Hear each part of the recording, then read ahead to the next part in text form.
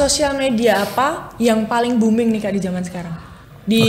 Saat ini ya. Bulan-bulan ini deh. Tren-tren saat ini. Saat ini sih sebetulnya TikTok sih lagi tren ya. TikTok tuh lagi sangat digemari oleh para netizen, karena memang TikTok itu kan kesannya kayak mengeksploitasi mereka punya skill kan. Orang pengennya bikin kayak kontennya video yang nggak terlalu panjang. Gimana caranya kita bisa menikmati sosial media tersebut, tapi juga bisa menghasilkan sesuatu buat kita juga.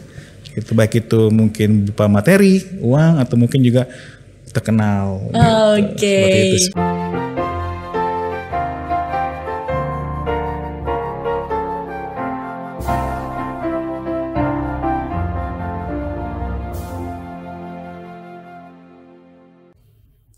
Halo Sobat YBHK, kembali lagi nih sama aku Bernadetta Dewanti Wahyuningtyas dalam podcast Sukses Bersama YBHK. Di podcast episode ke-93 ini, kita akan berbincang-bincang sesuai dengan tema kita hari ini, yaitu yang diambil dari core value YBHK, yaitu adalah disiplin dan kerjasama. Nah, di sini aku udah gak sendiri nih, aku sudah sama narasumber. Hai Kak. Halo. Boleh dikenalin dulu Kak, namanya siapa, lulusan tahun berapa? Oke, sebelum saya perkenalkan diri, mungkin saya mau kasih pantun dulu ya. Oke, boleh. Pakailah sendal saat main layang-layang. Cakep. Tak kenal maka tak sayang. Ya.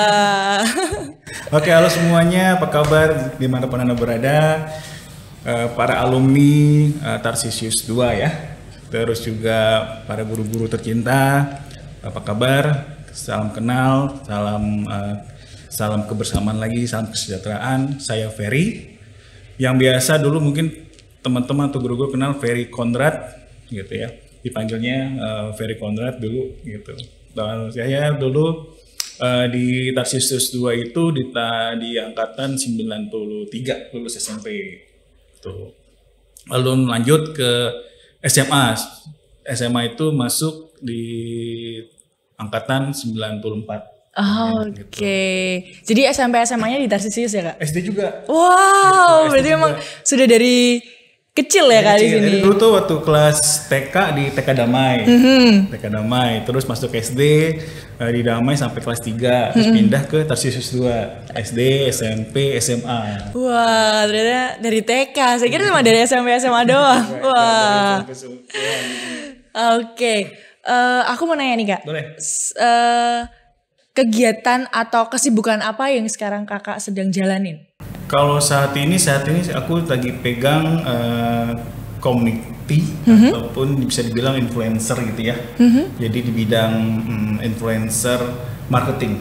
Oh. Marketing. Sebagai apa nih Kak? Sebagai headnya, head influencer marketing di salah satu digital agency yang bisa aku sebutin kali namanya ya. Boleh. Namanya CPXI Asia. Itu mereka adalah suatu digital agency yang bergerak untuk menangani semua online advertising, social media marketing, influencer marketing, terus juga kalau misalkan ada kebutuhan untuk pembuatan website, kebutuhan untuk pembuatan aplikasi, pembuatan juga untuk iklan-iklan di online, itu CPXI mengakomodir semuanya. Nah, kalau tugasnya Kakak sendiri di CPXI ini sebagai apa Kak? Boleh dijelasin tugasnya ngapain gitu? Oke. Di CPXI ini aku bertugas atau berfungsi sebagai Head of Community. Di mana Head of Community ini bertugas untuk menangani semua influencer-influencer yang ingin berkolaborasi dengan brand.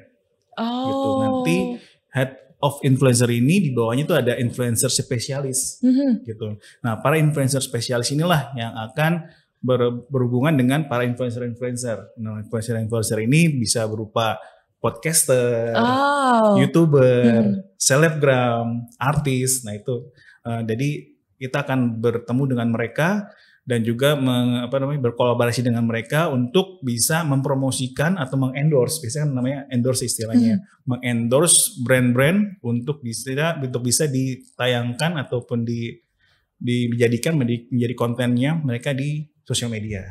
Sosial medianya bisa di YouTube, bisa di TikTok, bisa di Instagram, atau apa lagi, bisa di Facebook, Twitter, nah, semuanya bisa gitu. Berarti tugasnya secara singkatnya itu sebagai penghubung antara influencer dengan media partner gitu ya, Ya, Kak? betul. Oke. Nah, aku mau nanya nih, Kak, apa sih artinya atau apa sih penjelasannya dari influencer marketing itu? Oke. Influencer marketing itu adalah suatu salah satu bentuk pemasaran. Yang mana tadi juga saya sudah jelaskan, kita menggunakan para influencer. Itu influencer bisa berupa artis gitu ya. Di sini influencer itu dibagi menjadi beberapa kategori sih. Ada influencer mega, influencer makro, mikro, nano. Nah, kalau influencer mega itu biasanya para selebritis, artis yang mempunyai follower di atas 1 juta biasanya. Wow. Kalau untuk makro influencer itu adalah para selebgram, youtuber yang mempunyai follower di antara 100.000 sampai dengan 1 juta. Gitu. Sedangkan untuk mikro influencer itu kategorinya para selebgram yang mempunyai follower di antara 10.000 sampai 100.000. Nah, sedangkan yang nano di bawah 10.000. Gitu. Itu pembagian influencer. Nah, influencer marketing ini kan, kalau marketing kan bisa dibilang pemasaran ya. Pemasaran. Terus kalau influencer itu adalah orang-orang yang menjadi perwakilan dari brand untuk menyampaikan pesan, campaign atau pesan promosi dari si produk tersebut. Jadi influencer marketing adalah pemasaran mengenai produk-produk yang akan ditayangkan di sosial media masing-masing para influencer ini. Gitu. Itu pengertian secara umumnya lah ya, seperti itu. Oke. Nah, berarti Kakak ini udah pernah ketemu sama artis-artis gitu dong, Kak? Betul. Wah, sudah banyak sekali ya, Kak, ketemu. Itu pengalaman menarik sih itu. Nah, aku mau nanya nih, Kak, siapa nih, Kak, artis yang pas Kakak ketemu tuh, yang pas Kakak ketemu tuh kayak wow, ternyata dia gini ya gitu. Maksudnya boleh dalam sisi positif, boleh dalam sisi kayak oh, ternyata gini ya gitu. Oke. Kalau Raffi Ahmad aku pernah ketemu. Raffi Ahmad orangnya baik gitu ya, orang baik, dia dermawan banget dan dia juga sangat perhatian ke para krunya gitu. Terus juga dulu enaknya kerja di sini sih sebagai influencer gitu ya, influencer spesialis adalah kita bisa bertemu dengan beberapa talent, beberapa artis yang mana kalau misalkan penonton kan biasanya beli tiket ya, beli tiket dan agak jauh dari panggung gitu kan. Nah, kalau kita bisa deket dengan mereka langsung, bahkan di bawah panggungnya langsung gitu. Contoh kayak waktu itu kita pernah endorse Changcuters, terus mereka manggung sampai di balik panggung behind the stage pun kita bisa ngobrol dengan mereka, bisa foto bareng gitu. Sedangkan para fans yang lainnya kan nggak bisa. Iya betul. Udah beli tiket, iya, beli tiket, jauh ya kan. Jauh. Ya, dengan begitu kita bisa lebih tahu mereka, oh orangnya seperti ini nih gitu. Pembicaraan di luar kayak gini, ternyata orangnya nggak seperti ini kayak gitu. Itu sih keuntungannya kenikmatannya kita di bidang ini sih seperti itu sih. Kalau sebelnya ada nggak, Kak? Sebelnya banyak juga. Aduh. Ada juga ada. Apa nih, Kak? Spill dong.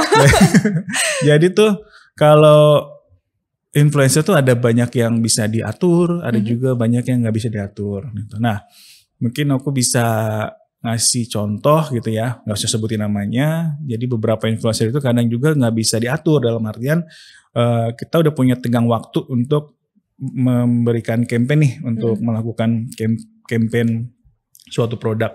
Nah, mereka kadang-kadang mungkin karena kesibukannya juga ya, jadi itu nggak memperhatikan itu. Jadi kita yang dikejar-kejar sama brand, dikejar-kejar sama media partner, dan mereka kesannya kayak nggak sinkron dan nggak bisa menghargai waktunya gitu loh. Itu yang pertama.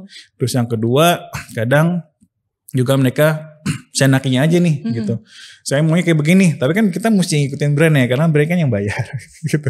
Nah ya mau nggak mau ya kita mesti bisa menjembatani dan bisa mewakili salah satunya gitu kan. Mesti bisa menjadi brand, bisa menjadi KOL, jadi mesti bisa mengkomunikasikan antara dua belah pihak nih, seperti itu.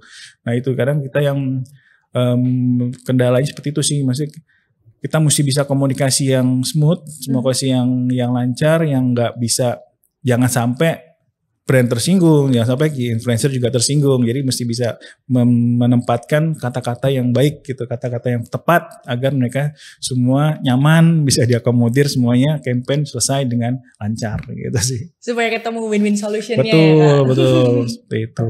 Nah tadi kan influencer marketing nih, sekarang social media marketing tuh apa? Oke, bedanya sebetulnya influencer itu kan lebih ke orang-orang ya, lebih ke orang-orang untuk kita memanage mereka, influencer tersebut ya, para artis, selebgram, youtuber tersebut. Kalau untuk social media marketing adalah gimana kita memanage suatu akun sosial media dari si brand, gitu.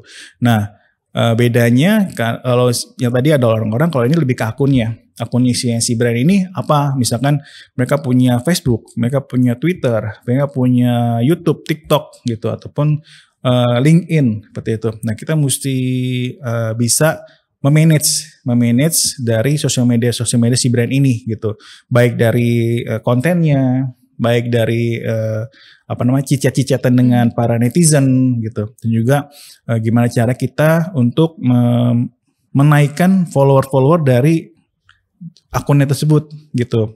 Jadi kita akan jagain terus gimana agar semuanya itu berjalan sesuai dengan pakemnya si brand, dan juga bisa bertambah terus secara organik nih followernya gitu. Seperti itu soal social media marketing. Sosial media apa yang paling booming nih Kak di zaman sekarang?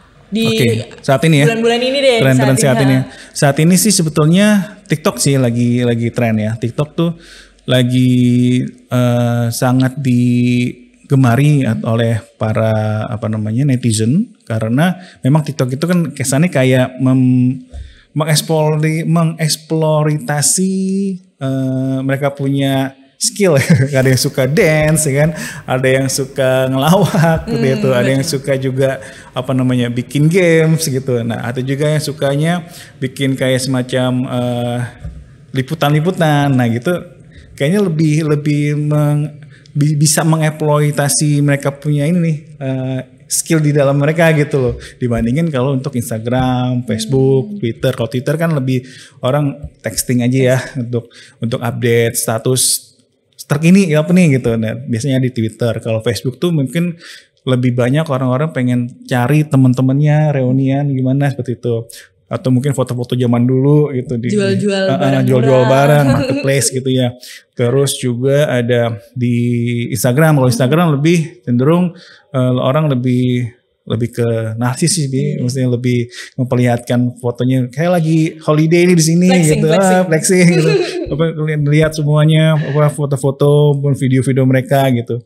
Cuman saat ini memang lebih cenderung tuh orang pengennya bikin kayak kontennya video yang nggak terlalu panjang. Kalau di TikTok kan ada TikTok itu kan ya paling 1 menit lah gitu, 1 menit. Kalau untuk di YouTube sekarang udah ada YouTube Short. Kalau di Instagram ada Instagram Reels, seperti itu, Instagram Story, seperti itu sih. Nah, sejak kapan sih Kak sosial media ini bisa menghasilkan uang gitu? Jadi kan kalau zaman dulu kita sosmed kayak Instagram gitu kan cuma sekedar ya udah aku mau upload nih gitu. Nah sekarang malah banyak yang aku mau jadi content creator aja deh, dia bisa masukin video ke YouTube, ke Instagram, ke TikTok, terus aku dapat uang. Nah, sejak kapan sih Kak? Sebetulnya ya booming itu pada saat pandemi berlangsung.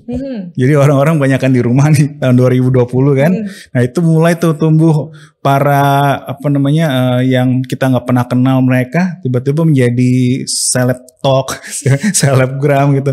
Di tahun 2020 itu banyak karena memang didukung di mana mereka nggak bisa kemana-mana. Yaudah, gue iseng aja nih bikin konten. Ternyata menghasilkan dan juga jadi tenar mereka gitu dengan beberapa konten-konten yang menarik. Contoh kayak kamu nanya gitu kan, gitu kan, itu kan jadi booming gitu kan. Terus juga ada yang Mas siapa tuh yang pakai baju singlet terus joget-joget gitu, yang lincah banget yang pakai baju kaos singlet. Nah itu juga tenar gitu. Maksudnya di tahun 2020 itu menjadi satu titik di mana orang-orang yang selama ini nggak kita kenal, mereka jadi terkenal dan di viral di beberapa platform sosial media ini gitu.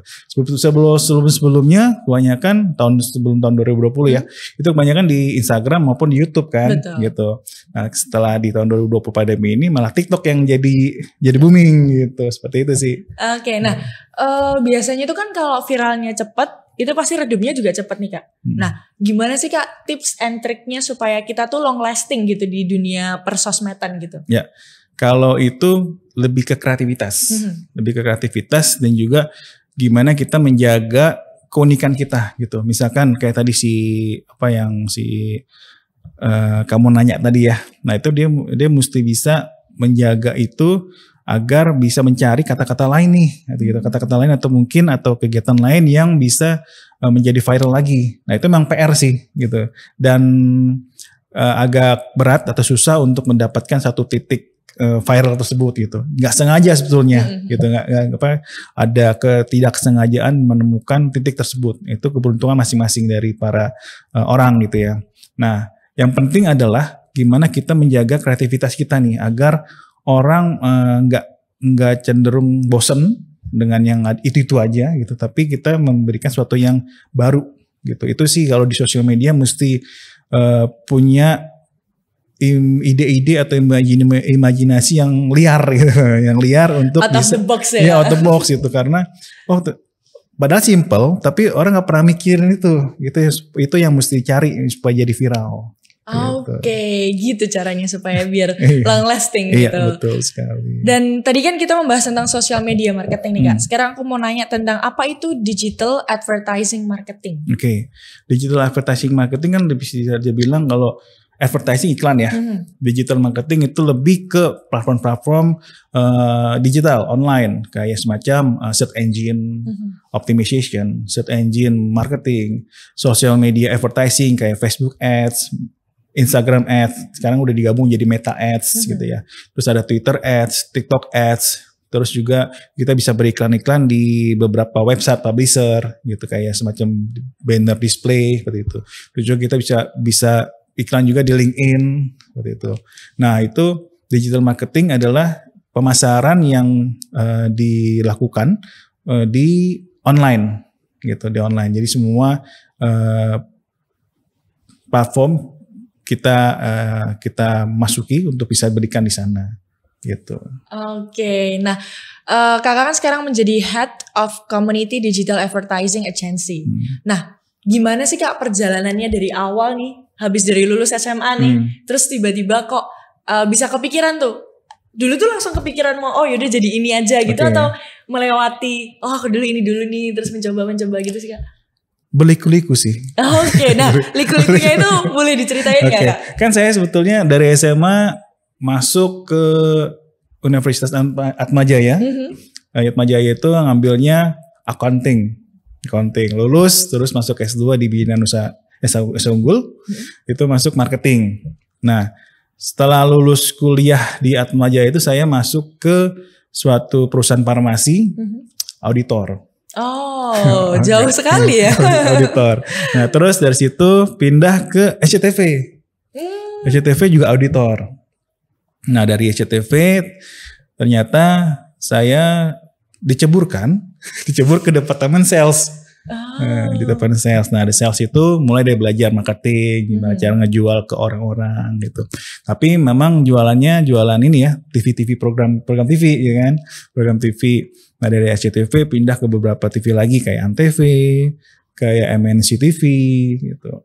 Nah, dari situ pindah nih ada tawaran untuk coba masuk ke digital. Digital atau online perusahaan online. Nah, udah akhirnya kita coba masuk ke sana. Mulai dari situlah mulai bergerak belajar mengenai online marketing. Nah, dari situ pindah deh ke retail. Loncat lagi kan? Beda lagi, loncat lagi ke retail yaitu Carrefour.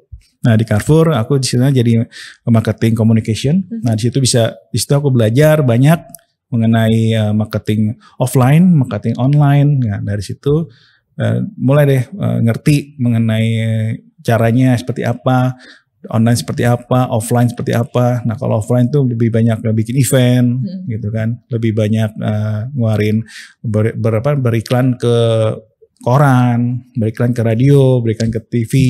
Nah online beriklannya kemana? Beriklan ke misalkan ke website kayak detik.com gitu, ke kompas.com.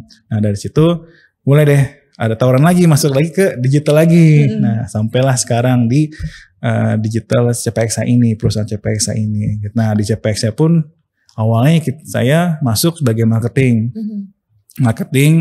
terus lanjut ke social media marketing. Nah terakhir ditugaskan untuk megang influencer marketing. Wow. Gitu. Panjang sih jadinya, berliku-liku.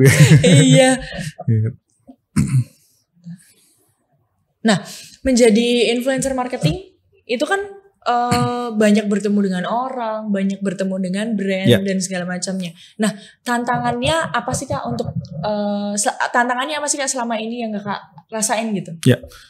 Untuk di sini tantangan itu adalah kita harus bisa mengerti ya. Mesti bisa mengerti apa yang diinginkan oleh si brand ini gitu. Dan kita mesti selain mengerti juga bisa menyamakan nih yang dibutuhkan apa nih, yang dibutuhkan seperti apa yang dibutuhkan untuk si brand ini, influencer kategori apa nih yang cocok untuk bisa menjalankan kampanye mereka gitu. Nah tantangannya adalah kita mesti bisa memilah-milah influencer yang cocok untuk bisa dipakai oleh si brand. Selain cocok juga mesti dari sisi budgetingnya. Rate-nya si KOL ini mesti cocok juga gitu, jangan sampai kemahalan, jangan sampai juga melebihi dari budget yang sudah ditetapkan gitu. Yang ketiga kita mesti juga memilih KOL yang bisa diajak kerjasama dan bisa diatur nih gitu, jangan sampai pada saat campaign berjalan mereka nggak bisa kita pegang dan akhirnya campaign yang berjalan jadi berantakan seperti itu. Tantangannya adalah lebih ke komunikasi sebetulnya, lebih ke cara gimana kita mengkomunikasikan semua brief tersebut dari si brand dan juga gimana caranya supaya kita menenangkan atau mengademkan si influencer ini agar mengikuti apa yang mau diinginkan atau dimaui oleh si brand. Katakan seperti itu. Oke. Nah, tadi kan Kakak meng-highlight tentang cara berkomunikasi nih. Nah, aku mau nanya nih Kak. Bagaimana caranya berkomunikasi dengan baik ketika sedang kesal? Jadi kan ketika nih si brand maunya ini nih, si influencer maunya ini, kita kan kayak, aduh ini di tengah-tengah gitu ya. Di tengah-tengah kita harus cari win-win solution nih. Betul. Nah kita kan harus bisa berkomunikasi dengan baik, otomatis dengan brand, dengan influencer. Nah gimana caranya berkomunikasi dengan baik padahal kitanya tuh baru kayak, gregetan gitu kan. Betul. Cara komunikasi berbeda sebetulnya antara komunikasi ke brand sama komunikasi ke influencer. Nah kalau yang pertama aku mau bahas mengenai komunikasi ke brand. Kalau ke brand itu lebih komunikasinya lebih ke formal ya. Jadi kita bahasannya itu ada dua hal juga.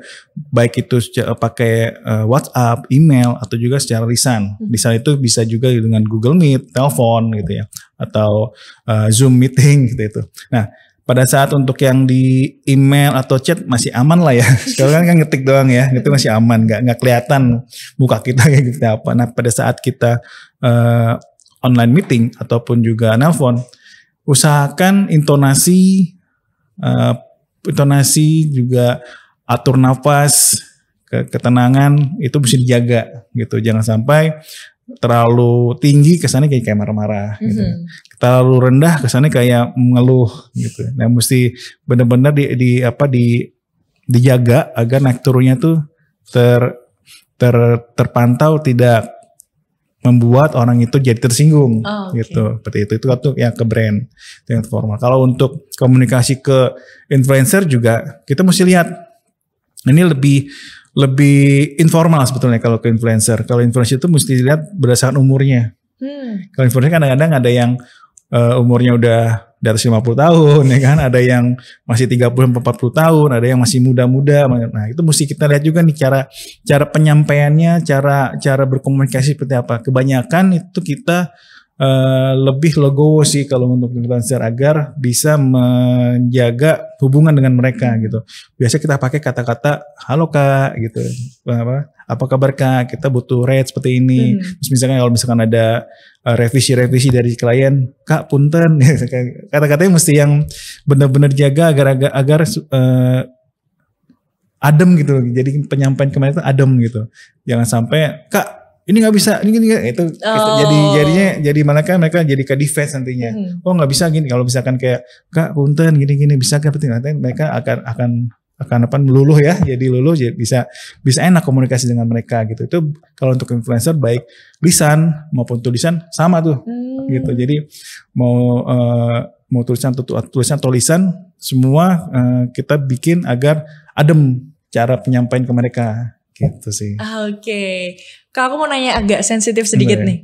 KOL atau influencer yang pernah kakak temuin dan paling mahal itu nominalnya sekitar berapa kak? Gak usah disebutin namanya, tapi nominalnya aja kak. Aku kepo banget nih. Oke, apa nih platform beda-beda soalnya kan? Oh iya. Nah, kalau Instagram ada lagi harga sendiri. Oh, kalau TikTok deh kan sekarang kan yang lagi boomingan TikTok tuh. Oke, TikTok tadi kan ada kategorinya, ada mega, ada apa namanya, ada makro, mikro dan nano. Itu pun juga dibedain lagi. Apa mau postingan video, foto, itu beda lagi gitu. Tapi kalau TikTok kan ke video ya. Itu kisaran kalau untuk mega ya. Mega itu kisaran di antara 100-an ke atas, 100 juta ya. Gitu. Itu sekali upload bikin video kak? Sekali upload. Bikin video sama uploadnya sekalian. Wow. Gitu 100 jutaan. Nah, kalau makro kisaran antara setengahnya biasanya 50 jutaan. Kalau untuk mikro 30 juta. Tapi kalau untuk nano masih di bawah lah 10 atau 5 sampai 10 jutaan. Seperti itu. Shock. Oke. Nah, kakak pernah nemuin KOL atau influencer yang kayak selain Raffi Ahmad nih. Kalau Raffi Ahmad kan kita udah tahu nih bahwa brandingan itu emang baik. Kayak ketika banyak orang di rumahnya dia sangat welcome gitu. Nah, selain Raffi Ahmad nih kak, ada nggak sih KOL, influencer atau artis lain tuh yang memang aslinya tuh baik banget nih, tapi ternyata kok brandingan di sosial medianya kurang gitu. Oke. Tapi nggak enak sih sebutinnya ya.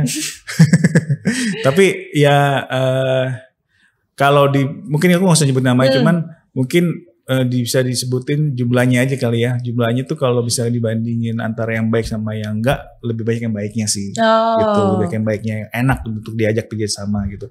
Tapi memang kembali ke kitanya, gimana kita caranya untuk berkomunikasi tadinya.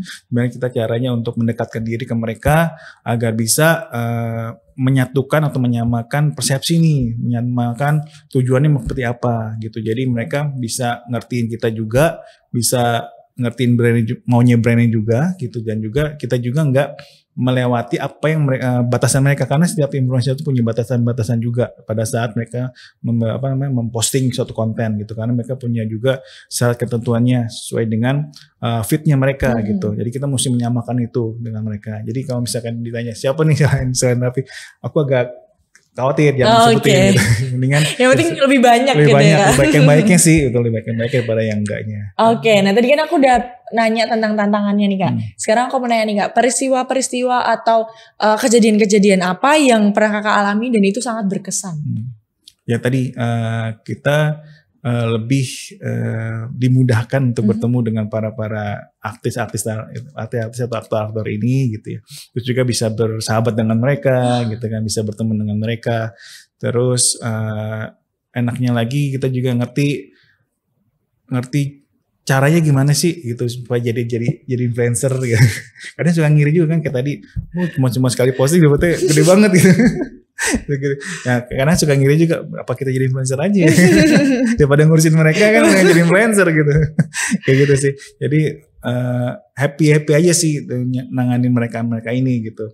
Jadi penuh dengan tantangan, penuh dengan kenikmatan juga di pada saat memegang mereka ini gitu. Oke, nah dengan title VIP Access ini kak, pernah gak sih kakak tuh ngidolain satu artis nih? Nah dengan VIP Access ini kakak, aku bisa ketemu loh tanpa harus beli tiket, tanpa harus apa-apa gitu. Pernah gak kak? Pernah. Siapa nih kak artisnya? Gitu. Jadi kebetulan kayak tadi kayak Cancutus itu tulis salah satu idola saya juga gitu. Jadi pada saat mereka jadi satu endorse atau satu influencer dari satu brand ini, wah kebetulan akhirnya bisa ketemu mereka, dan kebetulan juga manajernya adalah pemain gitarnya mereka kan. Jadi enak ngobrolnya gitu. Akhirnya bisa ketemu dengan mereka, bisa foto bareng dengan mereka seperti itu. Wah, pasti itu seneng banget ya Kak. Iya. Gitu. Nah, apakah pekerjaan Kakak ini berpeluang bagus untuk 5-10 tahun ke depan? Sangat. Kenapa nih Kak? Gitu, sangat berpeluang karena bisa dibilang saat ini perkembangan sosial media sangat cepat ya, gitu, dan penuh dengan sesuatu yang baru terus nih, gitu, sesuatu yang viral baru terus. Jadi untuk kedepannya itu dipastikan untuk pekerjaan ini tuh sangat memungkinkan untuk diminati lah gitu ya, karena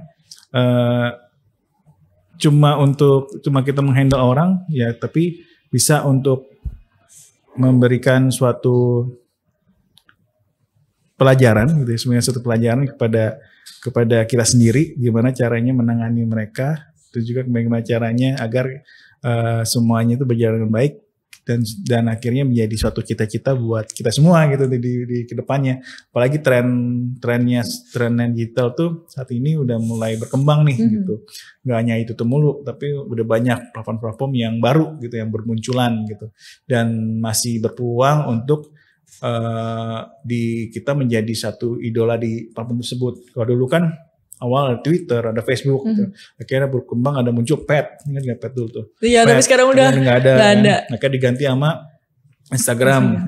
Bukan diganti, sebetulnya Pet itu sama Instagram hampir sama ya. Gitu. Jadi Pet kalah sama Instagram. Lalu muncul TikTok. Sampai sekarang TikTok udah mulai merajai nih. Gitu. Nah, mungkin nggak ada menutup kemungkinan nanti akan muncul lagi yang baru nih. Gitu. Dan masing-masing platform punya selebnya masing-masing, ya kan? Betul. Ya kan? Jadi kemungkinan untuk berkembangnya, kemungkinan untuk bisa masuk untuk menghasilkan uang di sini sangat besar. Oke. Yang penting selama sosial media masih berjalan, selama ada yang masih menikmati sosial media, ya pekerjaan Kakak akan terus ada. Betul, gitu ya. Oke. Tapi kalau saya ini adalah juga namanya artificial intelligence. Wah, apa itu Kak? AI-nya. Iya. Banyak tuh sekarang kan di TikTok. Nah, itu yang memudahkan semua pekerjaan. Itu ada AI untuk editor, ada AI untuk bikin copywriting, ada AI untuk bikin PowerPoint atau presentasi gitu. Nah, AI untuk apa lagi? AI kayak kita gini juga bisa gitu. Jadi kan mereka bisa bikin, kita nggak ada di sini tapi ada fisik kita di sini gitu. Itu bisa. Jadi sangat mungkin itu masih belum dieksplor lebih jauh sih, itu kemungkinan akan berkembang di tahun 2024 ke atas sih. Kalau kata Kak Michael nih Kak, selama AI itu masih dibuat oleh manusia dan dinikmati oleh manusia sendiri itu nggak akan mungkin pernah tergantikan, katanya gitu. Betul. Nah, tapi kembali lagi, manusia nggak akan pernah tergantikan, siapa yang berkuasa nantinya, ya kan? Gitu. Orang itu yang akan berkuasa gitu. Oh iya juga. Nah, lastly nih Kak, pesan untuk generasi muda atau pesan untuk sobat-sobat di BHK nih apa nih Kak? Oke. Untuk teman-teman kali ya, untuk teman-teman yang masih bersekolah gini, anak atau siswa-siswa atau siswa dan juga siswa-siswa YBHK lainnya gitu ya. Karena perkembangan digital udah mulai berkembang dan sangat pesat gitu ya.